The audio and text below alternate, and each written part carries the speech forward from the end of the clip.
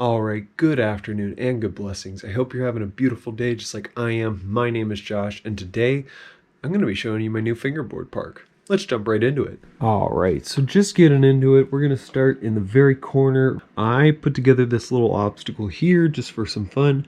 I have my red parking curb that I painted myself and made myself. I also have this cool little ledge that I made myself. I got a happy little Buddha hanging out with me. With my brick experiments going on back here. I got a cool little DIY Fingerboards parking curb. This is actually the brand DIY Fingerboards.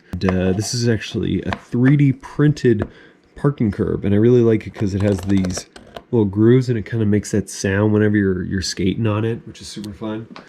A couple more little pieces of concrete that I've poured. I have this dope two-stair that is honestly one of my favorite obstacles in the entire park. This thing is so much fun. It's a little weird because there's this chunk in the wood right here. We have a jersey barrier that I bought online. I'm gonna actually cast it and make other concrete jersey barriers out of it. I just need to make the mold first, but before we do that, we've already got a little bit of a session. You can kind of see all the wax that's already on there. We have the Tech Deck jersey barrier. You know what it is. Shout out Tech Deck. This sweet obstacle is one of my favorites because it's a fun little transition piece. You can rock and go back if you want, or you can go over and continue the line, which is a lot of fun. I got my no parking curb, which I made myself. This is made of modeling clay that I bought at Target for like 10-15 bucks. So definitely check that out because you can make some cool fingerboard obstacles with it. Highly recommend it. This is my EMA ramps grind rail. I'm sure if you've seen any of my other videos, you've seen this rail.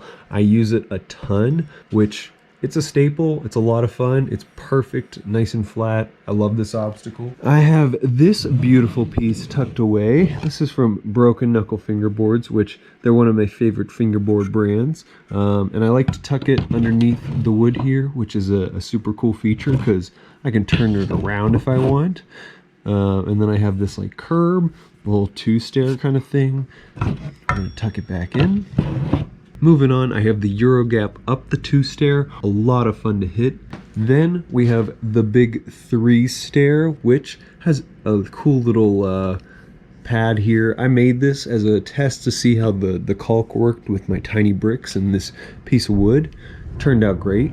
All right, so moving on from the three-stair, we have the four-stair edition where I have this little curb where it can pop off and it makes it a little bit taller, kind of fun, changes the game a little bit. I like to use the side of this cutting board as a curb. It's super nice. I use it as a mani pad too. Here's a little bush kind of thing that I made. I don't know what it is. It's just a couple pieces of wood to do tricks over or something. My concrete blocks that I made myself, the bricks embedded in them. This is sitting here because it's inspired by that one skate park in Chicago. I think that's Grant Skate Park, if I remember correctly.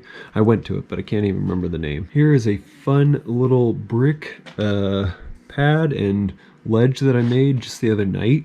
I love this obstacle so much, especially because of the sound it makes whenever you skate it. So this thing is super fun.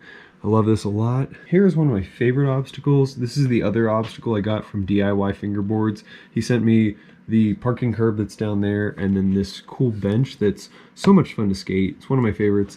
I like to put this here to ollie over or do tricks over, something like that. Lots of variations to mess around with. And then yeah, we're back to this corner. So this is my whole fingerboard skate park. I kind of put everything together myself. A lot of the obstacles are homemade. The biggest thing that I really like about the park is that everything is interchangeable and movable. Even these big pieces of wood can be moved or turned or manipulated in different ways. So the whole park really can be a dynamic, interchangeable thing. I don't know how else to say it, but if I want to set up a whole new obstacle or a whole new setup, I can. I just mess around and have a lot of fun fingerboarding all the time with this awesome park because it's so much fun. I mean, there's so much to do with it. You can just move things around or adjust things however you need to. And it allows you to get creative. There's a lot of things I haven't even done or thought of, so if you have any suggestions or ideas that you want to see me do, please subscribe and leave a comment below. Let me know, and I'll try to do it, because that would be super cool. But yeah, I think we're going to get a little session and then wrap this video up. So stay tuned for more fingerboarding.